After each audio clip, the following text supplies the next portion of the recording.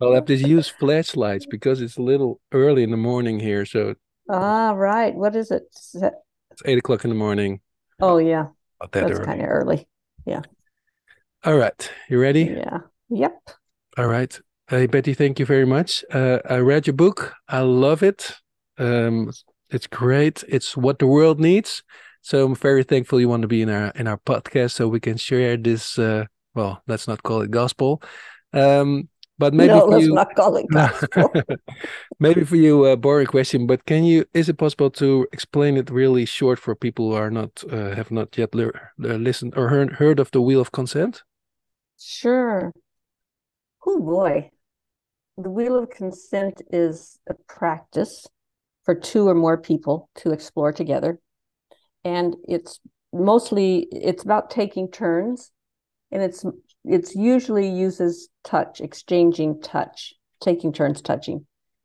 Although it's also possible to do it without touch, but it was developed using touch because that's what I was teaching at the time. And it comes from two different questions that two people take turns asking each other. So I ask you, how do you want me to touch you for 3 minutes? It's called a 3 minute game. How do you want me to touch you for 3 minutes? And then you tell me what you want. And if I'm agreeable, we do that for 3 minutes. And there's some negotiation because I might not be willing to do what you ask. So then we do that. And then we do it the other way. So you ask me how I want to be touched for 3 minutes. And I tell you, oh, scratch my head, rub my back, so forth. So then we agree and you do that. So in that dynamic, we're taking turns giving and receiving. And then there's the second question, which is, how do you want to touch me for Mm, 3 minutes? Which is a very different question. mm. And when I ask you, how do you want to touch me? Then you can say, I want to play with your hair. I want to feel your arm. I want to rub your calf, or I want to explore what your hands feel like. So this one is about you touching for your enjoyment, not for my enjoyment. So and then of course we do that the other way. And again, if there's something I'm not willing to allow, then I just say, no, you can't do that. So in each instance, there's someone who's doing and someone who's done to. And there's also someone who it's for and someone who is saying yes to that. So you come out of it with 4 different rounds.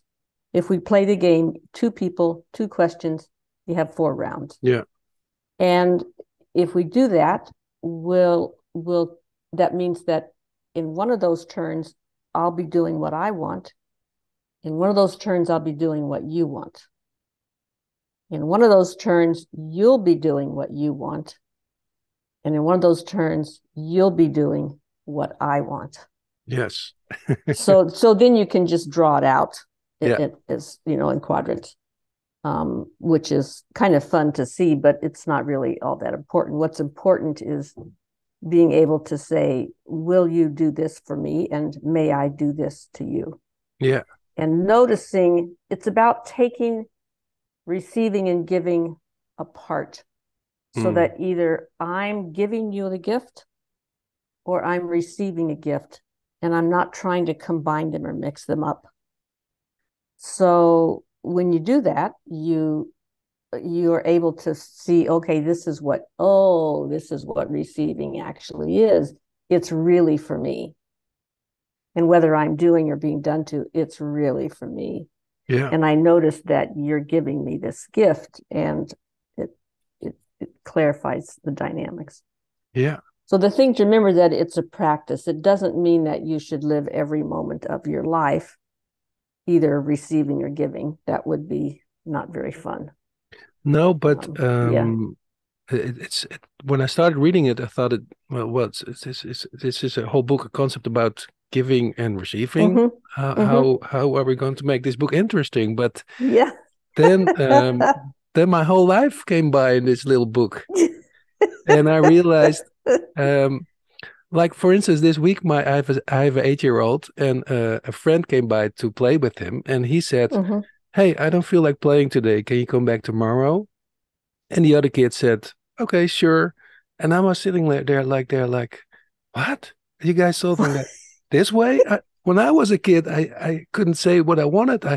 I would say, Yeah. "No, I have to go and do this and that." And they would, Yeah. and I said to this little kid, "Are you okay with this?" And he said, "Yeah, sure." And he came back the next Yeah. day. Uh, So why is it so yeah. difficult for me and for a lot of people to say what we want? Oh gosh, it's hard for everybody Yeah. mostly. And I think it's because, well, there's lots of things. There's an exercise we do in the workshops where we put a big sheet of paper on the wall and we ask people that and we write up all the answers and it totally fills up because we forget how to know what we want. We don't trust that it will happen. We're embarrassed or ashamed, or we think we're not worth it, or we think, oh, if I get something I want, then I'm going to have to do something that you want, Mm, and or yeah, or we're afraid of being a burden to somebody, or it's just, yeah, it's hard for many people. And there are some things that will be easier than other things. For some people, asking for help is easy, but mm. asking for pleasure is very difficult. Oh, yeah, yeah, yeah, And for some people, it will be the other way. Asking for pleasure is easy, but asking for help is very difficult. yeah, So it just depends. yeah. Yeah. But it seems to be pretty much everybody. Yeah. Yeah, yeah, pretty much. And I realized reading this book that I grew up teaching, especially myself, or particularly myself, not to say yes to anything, any foreign or any external help or advice or offerings. And Yeah. my Yeah. automatic reaction was no. Yeah. Yeah. Because you don't want to be vulnerable. You don't want Yeah, to seem like you need too much. Yeah, yeah. it's a problem for most everybody. Okay. Exactly. And also in your book, for me, interesting as a massage therapist, I read the difference between feeling and touching. Mm-hmm. Yeah. Because there's a big difference. Can you explain it? Yes. Yeah. When you touch, usually when you pick up something in your hands, your toothbrush, for example, you're touching it, of course, and you're picking it up for the purpose of using it.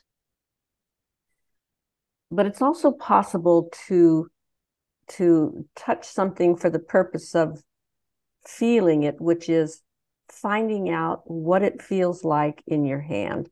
Is it soft? Is it furry? Is it smooth? Is it rough? What's the shape of it? What's the texture of it? To feel something, feel is a verb. It means to touch something with the purpose of taking in information or or pleasure. So you might feel your dog because it feels nice on your skin, or you might feel your lover. You want to feel their skin under your hands. Well, I hope you do. Yeah. Yeah. And that's a very different thing from giving them a back rub or, doing something that they want. So, yeah. And it's important to be able to use your hands to feel things, feel like, as we sit here, I'm like feeling this desk and this wooden thing. Um, yeah, it just really helps to be able to feel. In a medical situation or like in massage therapy, you are actually feeling, you go to a doctor and he feels your abdomen to find out if your liver is swollen. Yeah. Well, there's a special word for that in medicine. It's called palpation. Yeah. I don't know what you have in Dutch, but in English it's Palpation. Yeah. palpation. Yeah. And that's they're the doctor's feeling you to take in information. So that's important to do. And as a massage therapist, of course, you did that. And I was a chiropractor for many years, so I did a lot of that. And then there's another sort of step or another level to it, which is feeling someone just for the pleasure of it in your hands. You know, running your hands through someone's hair, or feeling the curve of their back, or feeling the muscles of their arm or legs. And that's particularly lovely. Yeah. Do Yeah. you think I always enjoy touching people or feeling people? Yeah. But can you, as a professional, yeah, is it allowed to enjoy it? Because sometimes Yeah. I enjoy the hell out of it. Yeah. Totally. You're allowed to enjoy it. As a professional, like particularly a massage professional, for example, you are there to meet the needs of your client. You're not there to meet your own needs, of No. course. You Yeah. already know this. So in meeting the needs of your client, you're putting your own desires on the shelf, and you're bringing the client's desires and needs up front. So you're going to be doing what's good for them. And it's very likely that it feels pleasant to you. I mean, most massage therapists I know, and other workers who touch people, sex workers, um, other kinds of body workers, it feels pleasant. And it's totally okay to enjoy it, Mhm. as long as you don't suddenly make it about you. Yeah. Yeah. Yeah. So you Yeah. stay in your quadrant. Yeah. Well, Yes. Yeah. I think I even prefer to be touched by somebody who enjoys it. Oh, Part of yes. it. Yes. No, it feels much better. Yeah, it Yeah. feels much better. Yeah. Feels much better. Your hands relax. Yeah. But Yeah. yeah, especially in these times. Well, I was thinking about a quote reading your book from, I think it's Oscar Wilde. He said something like, "Everything in the world is about sex, but except sex. Sex is about power." Hour. And I thought I love reading, that quote. yeah, I love it too. Reading your book, I realized that, of course, that your book is about a lot about close contact, but it's also about politics. And Yes. you also mentioned that in your book. It's about Yeah. yeah, our Yeah. history and entitlement, right? Yeah. Yeah. Yeah. The practice is designed for two or more people, and it's involving touch. Usually you can do it without touch, but usually it's touch. And there you have an experience of, oh, this is what it feels like to do what I want to do with the other person's permission. So it's not, you're never stealing, it's always with agreement. So I'm receiving this gift from you, and oh, this is what it feels like to do what I want to you, and with you in agreement. And then you have a feeling of it in your body. And then you start to look around your life and you say, oh, where else am I doing this? Are there places where in my life where I'm doing what I want with permission? Are there places in my life when I'm doing what I want and not paying attention to it if it hurts anyone? Or are there places in my life where, I'm doing something in business or some relationship that I'm taking something that nobody's actually willing to give me? I'm just taking it anyway. And you start to see that in your life, and then you start to see it in your society and in your country. And oh, this is what we're doing when we go, I'm speaking for the US now, when we go and take over the oil fields in some other country, Yeah. they're not given with a full heart. That's no gift. That's like we're just coming in and taking them. Yeah. Yeah. Yeah. Or when people are working in slave labor, you know, unfair working conditions and horrible working conditions, is not because they enjoy it. It's because there's really not much other choice for them. So then when you understand the basic principle, then you see it everywhere, and then you can't not see it.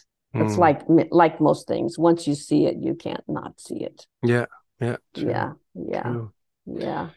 So I was thinking of a whole Yeah. spin-off series of your book for politics and for teachers and whatever. Yeah. Someone else will have to write that one. Somebody probably will. Yeah, Yeah. yeah, yeah. Yeah. Well, Yeah. and going back to my myself and my relationship, I also realized, and I had it again. I have this all my life. I remember my first encounter with a girl sleeping over. She was lying on my arm, and she fell asleep, and my arm also fell asleep, Yes. and Right. I was like in conflict. What do I do? What do I choose? Yes. Waking her up or and Yeah. suffering or Right. not? Yeah.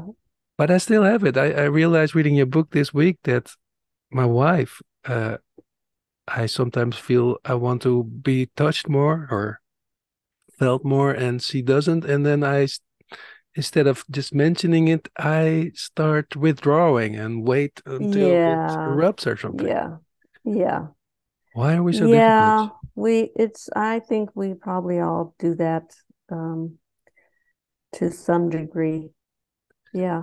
Because it's vulnerable to Yeah, again, ask. it's vulnerable. Yes. It's Well, vulnerable. And it's not vulnerable because there's something wrong with you. It's inherently vulnerable. When you reveal what it is that you want, then you can be laughed at, you can be shunned, you can be shamed, you can be disappointed. And if you just never tell anybody what you want, then you don't take that risk. So it's inherently risky. It's yeah, not because there's something wrong with you. That's just the way it is. yeah, And yeah, so if you don't want to take that risk, then you don't ask. But the problem with that is that then you're still hungry.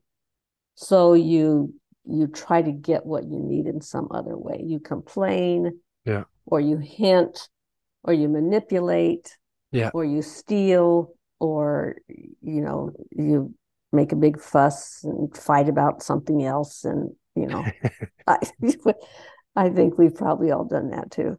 Yeah, we Yeah. all do. And Yeah. I guess the first step is being aware of it, realizing it. Yes. Yeah. And that's where your book Yeah. helps enormously.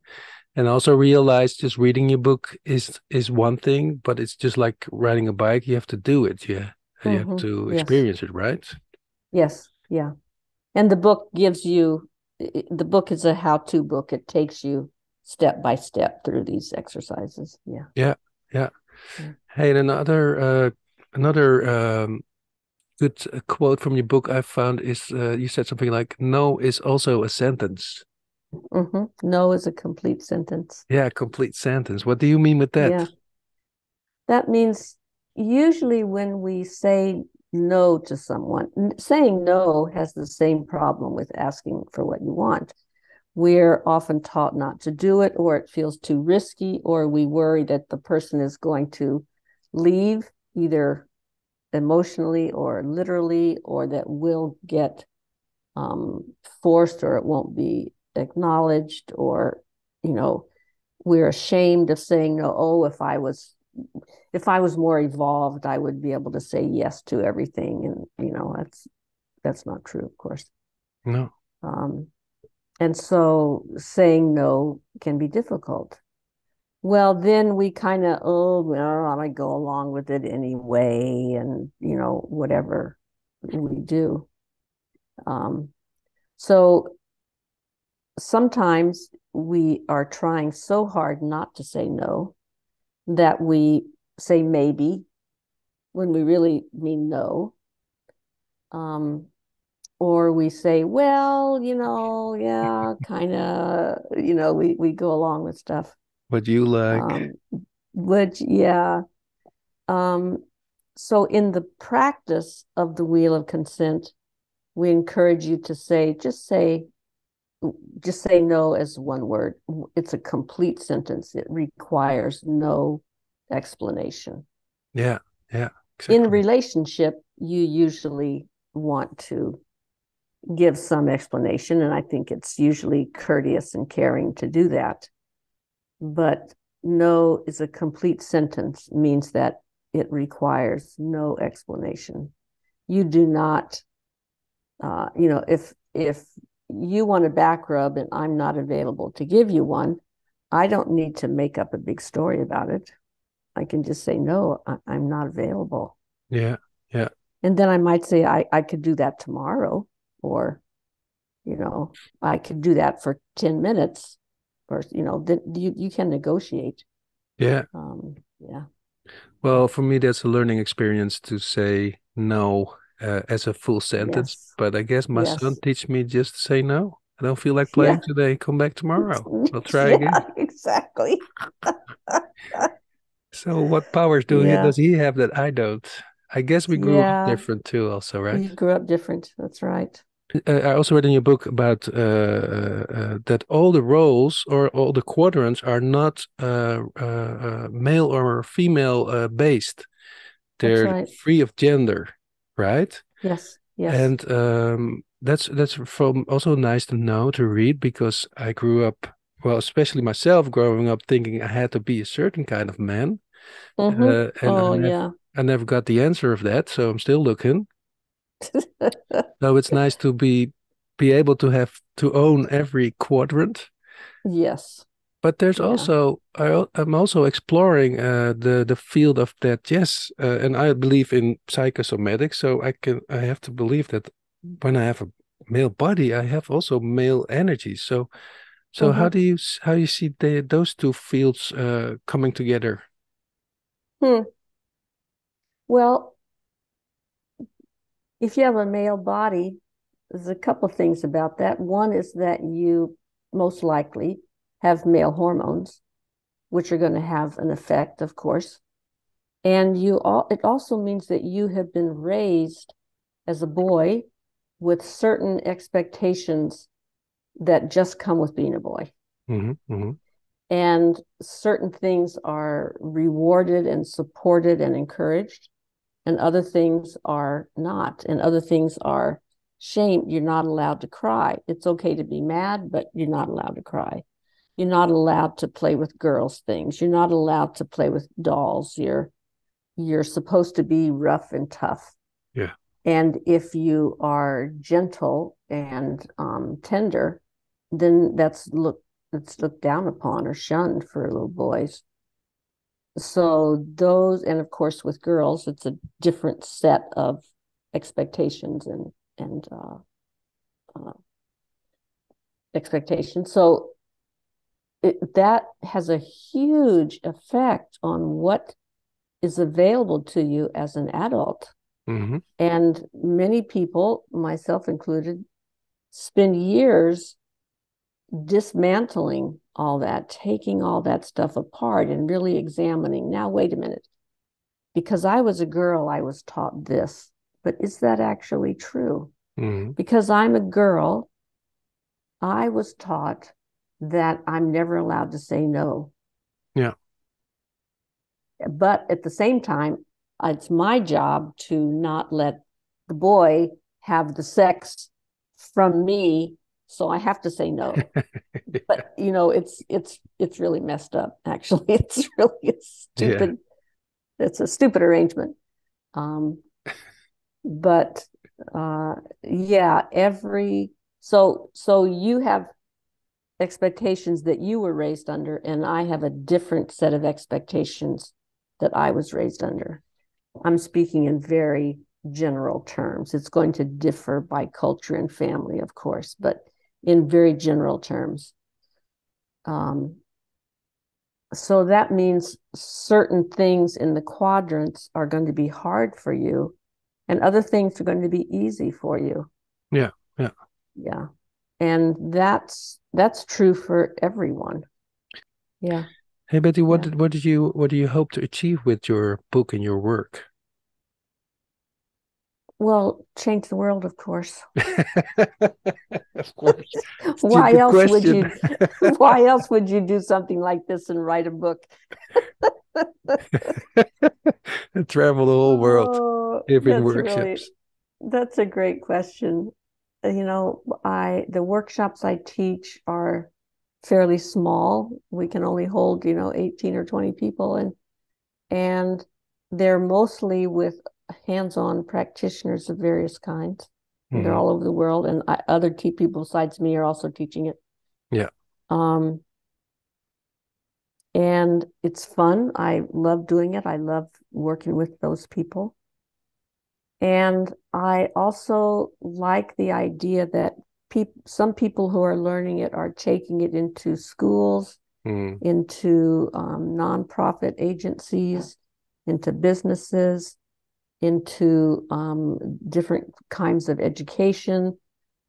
There's a friend here in Australia who did some master's degree research on it with a focus group and just writing it Oh, up into wow. these academic journals, you know.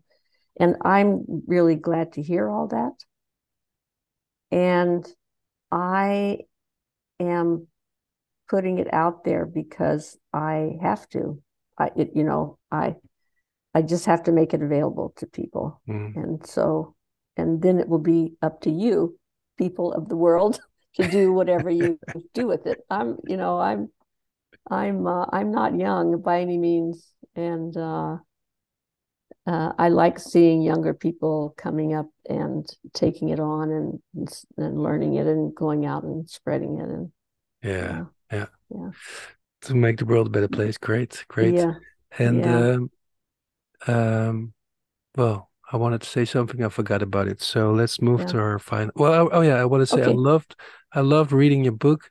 Um, every time I thought like, well, how about this then? And then I flipped the page and you talked about what I was thinking about. So that was great. Well, one reason the book took so long to finish is that I was seeing clients at the time, and so all of those stories in there are things that happened with me and clients.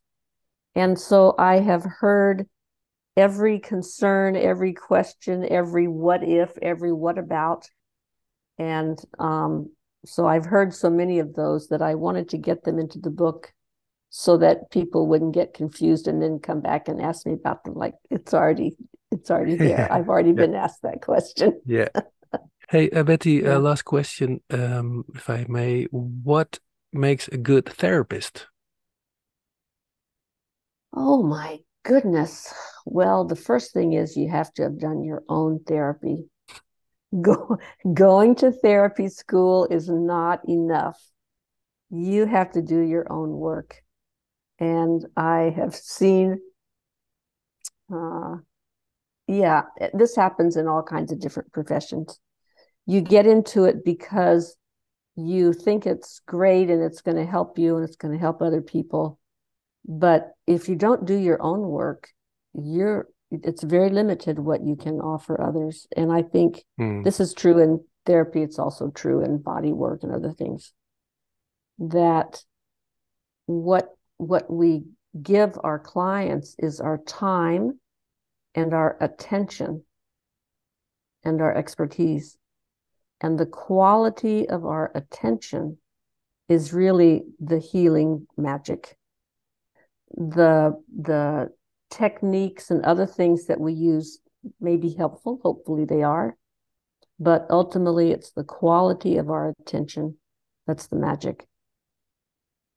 And the quality of our attention depends on what work we have done ourselves so that we can be um so that we can be attentive instead of worried about our own stuff all the time. Yeah. Yeah, yeah, Wow. yeah, yeah. Good So one. I encourage all the body workers and people that I work with to that part of your job is getting your own body work every week, getting your own therapy, going to Mm. your own workshops. And, we have to continue our journey of personal development or Oh we're yeah, really not that useful. that's a good one. Yeah. It's an ongoing Yeah. process. It's an ongoing process. Yeah, Yeah. of course. Yeah. So, in order to change or make a better world, we have to dive into our own bodies. Yes. Yes. And I was thinking the other day, actually, I came across a drawing that I drew for a class I was teaching and it sort of answers this question, and that is that as we become more in tune with our own bodies, we start to notice what we are yes to, what we are no to, and what it is that we actually want. Mm. And then we start being more attentive and have more integrity in our relationships with other people. Wow. Yeah. Because if we don't know ourselves, there's very little that we can do with other people. And then we start noticing, well, what is actually important to me in the world? Is it important to me that I pay attention to the climate things that are happening and the difficulties of people who are being pushed out of their native country because of the climate? Yeah. Like, Yeah. is that something that I can pay attention to because, it speaks to me? Yeah. And, am I doing what I can to take good care of the planet that I live on, or am I just using it all up? So these questions then arise because they're based on noticing, what is it I want? I want to live in a planet that's still alive. Yeah. And I want my grandchildren to live on a planet that's still alive. Yeah. Yeah. Yeah. Yeah. Yeah. Wow, good. Hey Betty, you've done a lot of interviews. Is there a question I forgot to ask you, or you want to answer? Oh,